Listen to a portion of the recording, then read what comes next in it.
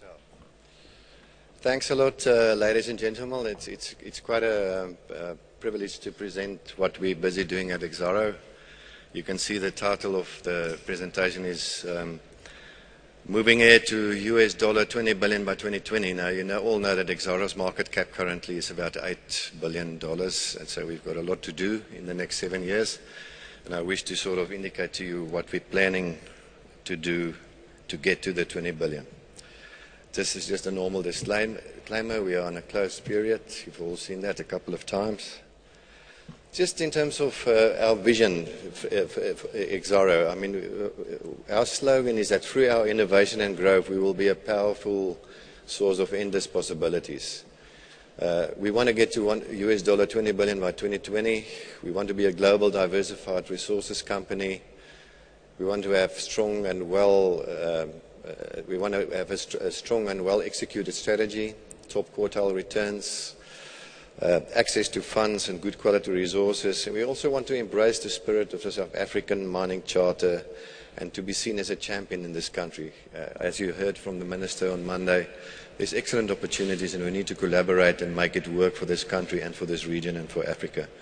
We've got well-established values, and one thing that we have is a well-structured innovation and growth culture and vibe in Exxaro. Now, if you think about the future and what you need to do as a mining company to be successful, there's things that needs to be well done. The first thing is you need to have a strategy, and if you have that, you need to execute the thing. It doesn't help you to present it on PowerPoint. You need to sort of act on the stuff. The second thing, in your strategy, of course, being a resource company, you need to choose your commodities. Choose the right commodities at the right time, get into it, and make it happen. And then if you have that, people make the difference. Management, deep management track record and experience. Show the public and the investors and the stakeholders that you mean what you say and you do what you say. And then, of course, I mean, you need to have a quality growth pipeline. If you convert all of that into opportunities, rank them, stack them, prioritize, execute, and move forward. And taking then lastly into account also the risk associated with each of those decisions. Now, just in terms of strategy, Exxaro has got 5 pillars in Exxaro's strategy. The first is to ensure sustainability of our operations. We'll focus a little bit on that in each of them. The second one is to protect our reputation. Positive stakeholder engagement, compliant and transparent reporting, sound governance practices, etc. The third important thing is the development of leadership and people.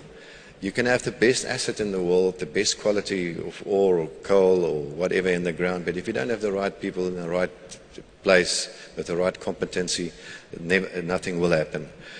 If you have that in place, then you can think about how to optimize your portfolio. Don't get emotionally attached to the stuff you have. Get more stuff which you want in terms of quality. Focus on as I said in our strategy, we want to be more globally diversified. Focus on that portfolio. Make sure that you earn top quartile returns, and I'll share a little bit of that later. And if the stuff doesn't work for you, divest of it.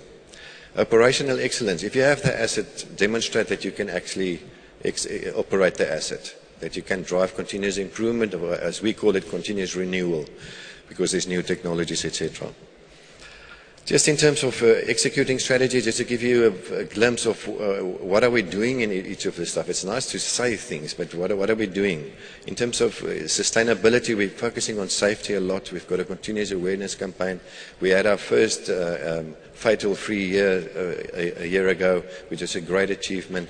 We're striving towards zero harm, and we're continuously sort of keeping our foot on the pedal. In terms of sustainability as well, you need to look at infrastructure that support your mines, water, transport, energy, etc. We've got a clear set out water energy efficiency strategy and the energy efficiency strategy in the company, etc. Enterprise development. If you want to do sustainable mining, you need to involve the communities. I think there's a quote that says that the biggest source of competitive advantage in the next 10 to 15 years going forward in the world, never mind South Africa and Africa, is to actually really demonstrate sustainable mining with the communities adjacent to the mines. And then, of course, enterprise risk management, as I've indicated. Our reputation, I mean, we've done a lot of good things, and it's not a bragging session, but, you know, in Lefalale, we've developed 100 million sort of water feeder to the Lefalale town and regional township. We've been providing them for water for quite a while now, and that specific project has earned a Blue Drop certification from government authorities, which was quite good. As you've seen, we were rated #1 in the carbon disclosure program. We've got a community outreach process. We do a hell of a lot in terms of local economic development in the communities. We will intensify that going forward. And then a growing brand. We want people to be proud to work with Exxaro. We want people, if you see Exxarians in the audience and you talk to them, look in their eyes and see what you see in their eyes. I think they like the company. They're energized by the vibe that exists within Exxaro. Leadership and people, strong leadership. If you look at our board and executive committee, all of us has jointly 534 years of experience in mining. I mean, so you can do anything you want with these guys. I mean, old toppers, younger guys, etc., and all of that, a lot of joint experience. Well equipped to successfully formulate and execute strategy. The other thing is we need to empower our employees. You know, we as Exxaro spend 5.5% of our payroll on training. If you do a benchmark in the mining industry, it's about 3%, 1.8%. So we really invest a lot in the development of our employees to create their own vision for themselves in the company. Employment equity, we outperform in 4 of the 6 categories. The 2 categories where we still need to get to where we want to is our disabled persons, and then the black women in mining. But we're getting there. We've got structured plans going on. Performance recognition, sharing through Empower, like the Kumba Iron Ore guys, and we also had a payout to 9,694 employees last year in November. On average, 135,000 per person, you know, which is a 3% Empower scheme for employees, which added a lot of value, and that value flows back into the community. Then, of course, unions. The unions is the backbone of our company. We need to collaborate with them. You can see a little pie chart there showing what sort of unions. So we need to make sure that we involve them in our decision-making processes, and that we work the journey with them. Then portfolio improvement, focus on our portfolio optimization. As you know, Exxaro is known to be a big coal company, largest supplier to Eskom, largest supplier to the metallurgical coal market in South Africa. We've got an innovative, integrated, synergistic coal and reductant business with a global footprint. We're just commissioning the Medupi expansion project in the Waterberg. We were pioneering the Waterberg. I'll tell you a little bit about that later. Moranbah South, Dabamete, etc. Mineral sands. We've now done the deal with Tronox. I'll double click a bit on that. Ferrous, I mean, we said we want to get into iron ore. We own 20% of SIOC, but we now have our own iron ore nearly operation in the Republic of the Congo. We have a alloy stream JV with Assmang. And so in Mayoko, we will focus to sort of live out our iron ore aspirations to get to at least a facility that can produce 10 million tons by 2017.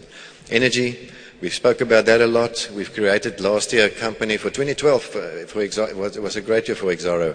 We did 3 things. We established a Synergy JV with Tata Power, which is a cleaner energy company focused on wind renewables, baseload and cleaner baseload, clean coal technology plants, gas, etc., to ensure energy security, to de-risk our future growth aspirations, and to provide a solution for the southern sub-Saharan Africa. We've got coal bed methane projects. We've got a cogen project which we're commissioning in Namakwa Sands, etc., to actually reduce our carbon footprint. And then what we also did, we divested of our non-core assets, which we deemed to be zinc. Operational excellence, spoken about that. Performance, we're consistently achieving our targets at the mines. We are low-cost producers. Skills, I've spoken about that. Safety.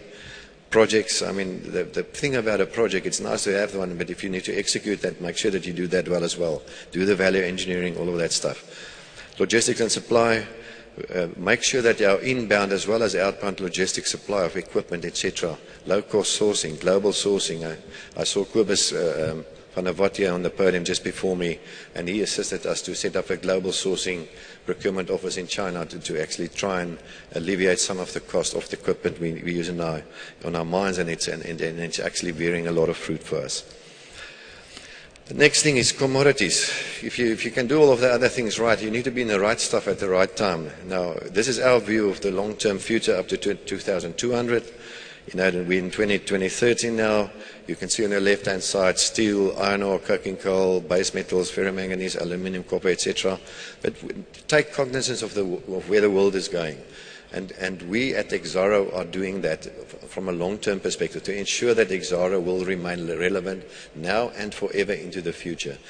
And if you look at this as an example, you need to say, okay, where do we position ourselves as Exxaro in these commodities of the future, of the now and the future and the long term? And we're busy with programs addressing that. So what do we have now in our portfolio? We have an exceptional carbon business, which is our coal and reductant business, which produce coal and reductant for the domestic market, and we also export. We have a massive interest, 45% in Tronox, which is an integrated titanium feedstock and pigment producing asset. We also now have a ferrous business, which we didn't have last year when Ndaba was here. We have a iron ore project, which we call our iron ore Waterberg, and there's real water. It's not just a Waterberg as in South Africa where the name is Waterberg, where there's no water, but at least there's iron ore as well. So we've got a major asset in the Republic of the Congo, which we're busy developing. We've got ferroalloy, the alloy stream technology. We've got the energy business, Synergy, it's there. We've got the JV with Tata, it's working. We're driving 2 projects to financial close by March, April this year, probably starting to construct in August. Then we'll have in the renewable energy space, and there's, as you know, massive potential in that space. The 2 things that we still don't have, which we're targeting, and we say, well, we should probably get into this stuff, is copper and PGMs, and we're looking at ways to see how we can enter those markets in a diligent way without compromising on all that other stuff we're busy with. Coal, just a bit of information about coal. Everybody of you is aware of how Exxaro was formed with the acquisition and merger of Isizwe Coal. We believe strongly in the fundamentals of metallurgical coal going forward, and we will keep on investing in that. I'll share a little bit more in the detail on that. One thing about Exxaro in terms of coal, which is unique to any other player, is that we've got a major footprint up in the Waterberg in South Africa, where 75 billion rands of the remaining reserves of South Africa sit. We've got a massive mine here, Grootegeluk. It produces 10 million tons per annum. 20 million tons per annum of product. We're busy commissioning Medupi, and after that the mine will produce 35 million tons per annum of power station coal, plus about 5 million tons of metallurgical coal for the metallurgical market.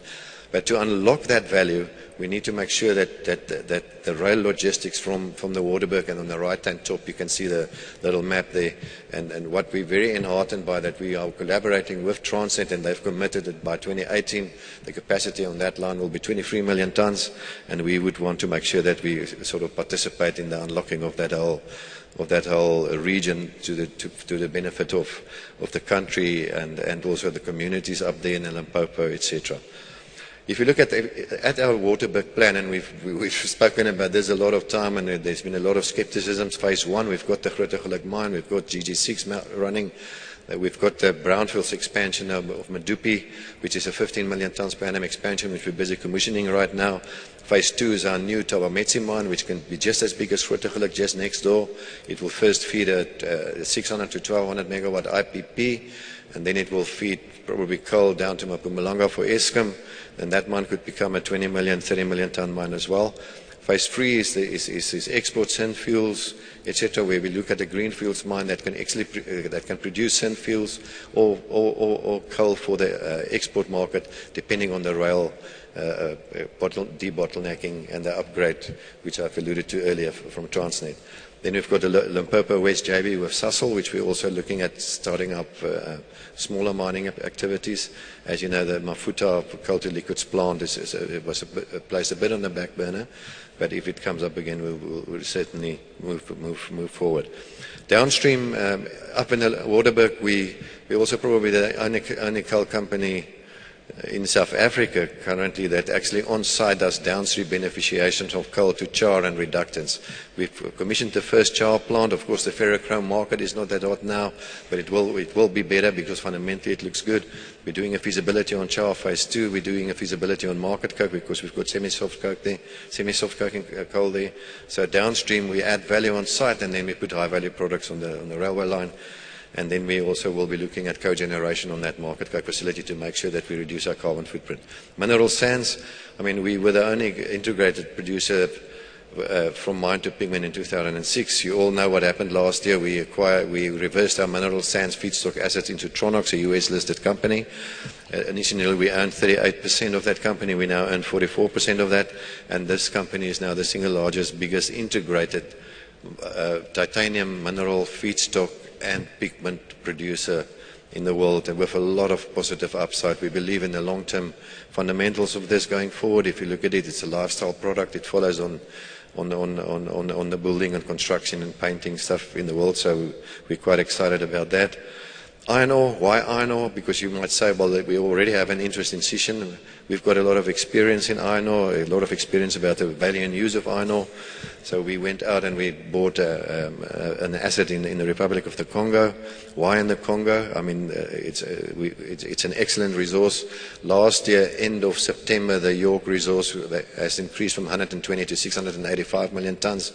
It will be updated quite soon in the next month or two, and I can assure you it will be much more than that. So we're quite pleased with that. It's a long life mine with high production volumes. It's significant upside potential and synergies there. There's a lot of unexplored license area. It's just 2 kilometers. It's right adjacent. Actually, the railway line runs over our property.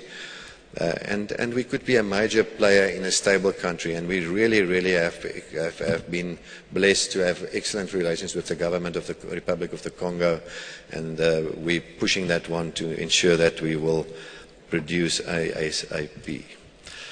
Energy, as I said, if you look at the table there on the right hand, just shows the competitive position where South Africa now is in terms of energy costs worldwide. We moved up because of this tariff hikes by Eskom. We saw that. We knew that there will be energy security issues, there will be energy cost issues, and there will be carbon footprint and carbon taxes issues. So we said, listen, let's venture into this renewable energy, clean energy field. And we formed, as I said earlier, the Synergy JV, and we're extremely pleased to work with a company like Tata Power on that. And what the next thing, I mean, are we delivering on what we said we would? I mean, in 2006, you know, we indicated that we will sort of increase our exports through RBCT, and currently we actually exporting much more than the allocation that we have in RBCT. We said in 2006 when we listed Exxaro that we will move downstream into reductants. We've got the Char plant running. We said that we will develop the Waterberg and put up another mine, 15 million tons mine, and we're busy commissioning that mine right now. We've developed Enyanda, Mafube and Belfast mines. Moranbah South in Australia is in a pre-feasibility study. We're busy with a Valley Engineering with Anglo, so we'll push that one. Iron ore, we said we want to grow our iron ore experience. We did that. I've told you the story. This is just some pictures. Top left, you'll see the Medupi plant. It's a massive plant. The Medupi plant complex, together with the current Grootegeluk complex, beneficiates 12,000 tons per hour of coal. It's by far the largest single beneficiated coal beneficiation complex in the world. It produces 18 different types of coal product, but we're very proud on this achievement, and we now, as we stand here, busy with the hot commissioning of the wet modules of the plant that will feed the new Medupi Eskom power station. On that bottom left, you'll see a picture of the nice railway line from Mayoko, which John probably from Equatorial will tell you about a little bit later as well. We're very fortunate to have that asset. It's right adjacent there. The servitude is there. A lot of potential in that area. And then on the right-hand side, we just show you the Moranbah South tenement. Very long life mine, 12 million tons per annum, 2 long walls. High quality, low force coking coal, JV with Anglo, pushing ahead into a market which really looks for these products. So a lot of stuff to look forward to. Mineral sands, we said we want to grow our sands business. We want to acquire Namakwa Sands. We want to to facilitate organic growth in Thai West. We want to develop Febris, and you all know what happened. We've acquired Namakwa Sands. We've now reversed those assets into Tronox, etc. I've shared that with you. And I think we're the second largest producer of zircon, the second largest producer of titanium feedstock, the third largest producer and marketer of titanium manufacture, and via the chloride technology, chloride technology, pigment producing technology. In February, down in KZN, the resources secured. It will be developed by Tronox. We're waiting for some environmental stuff, but the stuff is moving ahead there. Then another thing what we said is, we had alloy stream technology, which is a technology which utilizes fines ferromanganese, which is not being used by the normal submerged arc furnace technology. We said we want to commercialize that technology.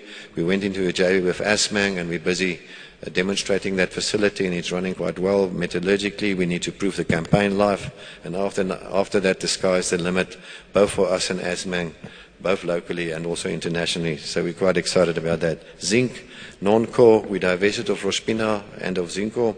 Synergy, we said we will do that, and we did do that. Then in terms of growth, you need to have a growth pipeline to look forward to now. Now this thing is a little bit busy because it's actually animated. I don't know why it's shown now, but the green dots show all our coal projects. We've delivered in Nyanda and Mafubi. The Medupi one on the right-hand side, the top, we're busy commissioning. They went off Belfast, Moranbah South, Tamametsi Phase 1, Tamametsi Phase 2, Zonderwater. That's a coal, the top sort of coal projects which we're working on. Then the orange dots or red dots, orange dots from your perspective.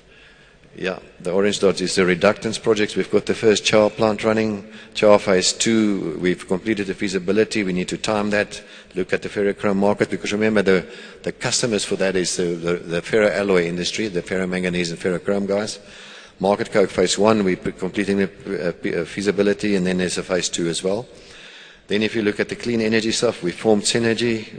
We're commissioning the Namakwa Sands Cogen plant to make that plant 30% more energy efficient, but also qualify for carbon credits.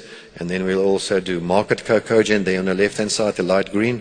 And then we also, you've seen in the press late last year, entered into a joint venture with Link Energy in Australia, which do underground coal gasification. You don't need to mine the stuff, you just burn the stuff underground, get the syngas, and then you can generate power or even make liquid fuels from the stuff.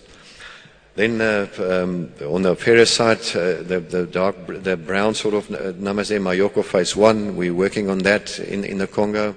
We would want before the year end commission that mine, the first phase of that mine. Then we've got a Mayoko Phase 2, Mayoko Phase 3 might happen, Phase 4, whatever. The resource is getting so big, we need to try and see how to unlock now the bottleneck sort of infrastructure. Alloy stream, the commercialization of that, I've indicated to you. Then UHDMS processing. We have got access to an ultra-high dense medium separation technology, which allows you to separate hematite ore at 4.3 and not at the maximum 3.8, which is a world norm this year. And we entered into some agreement with some of the iron ore players to actually leverage this technology to add value to their operations and also, of course, to Exxaro. And then the yellow there is Tronox and Fairbreeze. A lot of growth in that. So a lot of stuff to do, but with all of this, there's a lot of risk, of course. The next slide indicates our risk matrix. The top one, the minister has sorted out on Monday for us.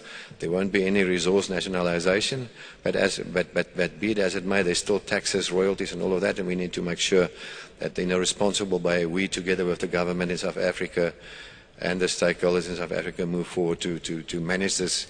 And I think what we need to demonstrate as a mining industry is that we put our money where our mouth is, and actually invest in the communities and do community uplift and make sure that this country can actually grow to its full potential. Skill shortages, infrastructure access, maintaining a social license to operate, capital project execution. That's very important. I must say we're quite pleased with the Medupi project, where our budget is about 9.5 billion, and we will be spending about 9.3 more or less billion on that. So that went well from a financial perspective.